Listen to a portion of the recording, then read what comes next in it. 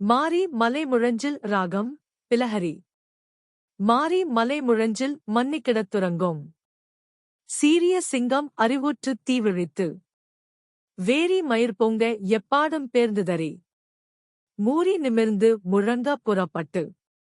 போதருமா போலே நீ பூவை பூ வண்ணா.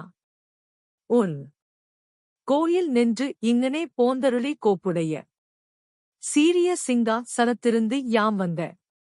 காரியம் ஆராய்ந்து அருளேலோர் எம்பாவாய். பொருள்: மழைக்காலத்தில் மலையிலுள்ள குகையில் உறங்கும் பெருமை மிக்க சிங்கம் விழிக்கிறது. அதன் கண்களில் நெருப்புப் பொறி பறக்கிறது. நாற்புறமும் நடமாடி பிடரி மயிரை சிலிர்த்து பெருமையுடன் நிமிர்ந்து கர்ஜனையுடன் வெளியே கிளம்புகிறது. அதுபோல காயாம்பூ நிறத்தையுடைய கண்ணனே, நீயும் வீரநடை போட்டு உன் கோயிலில் இருந்து வெளியேறி இங்கே வந்து அருள் செய்.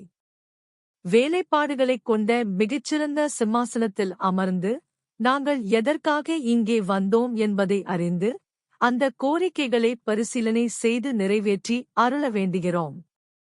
விளக்கம்: எதிரே இருப்பவன் கடவுள் என்பதற்காக வீட்டைக் கொடு, பொருளைக் கொடு, நகையைக் கொடு, வாகனத்தைக் கொடு என நம் கோரிக்கைகளை ஆண்டவன் முன்னால் வைக்கக்கூடாது. அவை நமக்கு அமைய வேண்டுமென்ற விதியிருந்தால் நம் உழைப்பைப் பொறுத்து அவை இறைவனால் நமக்கு தரப்பட்டுவிடும். எனவே நியாயமான கோரிக்கைகளையே இறைவனிடம் சொல்ல வேண்டும். இதைத்தான் ஆயர்குலப் பெண்கள் நாங்கள் கேட்பது நியாயம் எனத் தெரிந்தால் மட்டும் அதைக் கொடு எனக் கேட்கிறார்கள். அவர்கள் கேட்டது என்ன? அந்தக் கண்ணனையே கேட்டார்கள். அவனோடு கலந்துவிட்டால் சோறு எதற்கு? வாகனம் எதற்கு?